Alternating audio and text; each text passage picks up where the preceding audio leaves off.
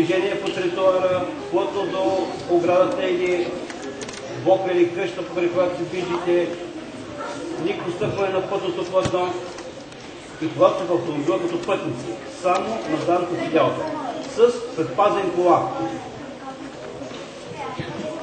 Освен това, не трябва да занимавате по никакъв повод и начин водача на автомобила, независимо кой е той, баща ви, майка ви или някой друг. Тоест, ако имате към въпроси, след това към автомобила спре.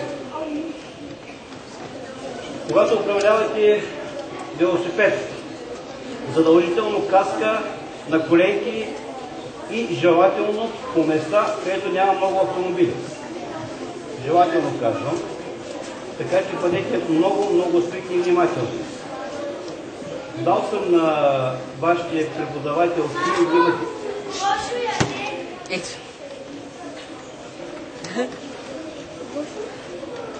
Вижте какво, много сте малки, но следващия път ще ви вземат снимки от происшествие, за да видите какво се получава, когато нещо подобно стане на пътя.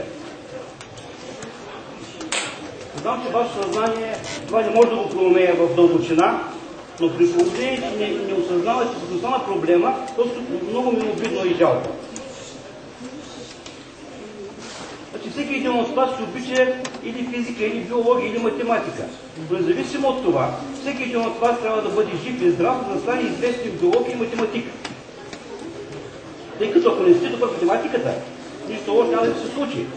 Но ако нещо стане на пътя, е много жестоко и много лошо. Имаме много загинали деца, вследствие на това, че това мен не ме интересува, това мен не ме засяга и така нататък. Просто е жестоко. И при това казвам, това е във Варна. Ако сте във Ваврен, там още е малко по-друга. Коли там няма. Но във Варна всеки ден има происшествия с деца. Всеки Божи ден. Тъй като емоция, бързати, топката паднала на улицата, не знам с какво е станало, а защото вие сте будни и умни деца.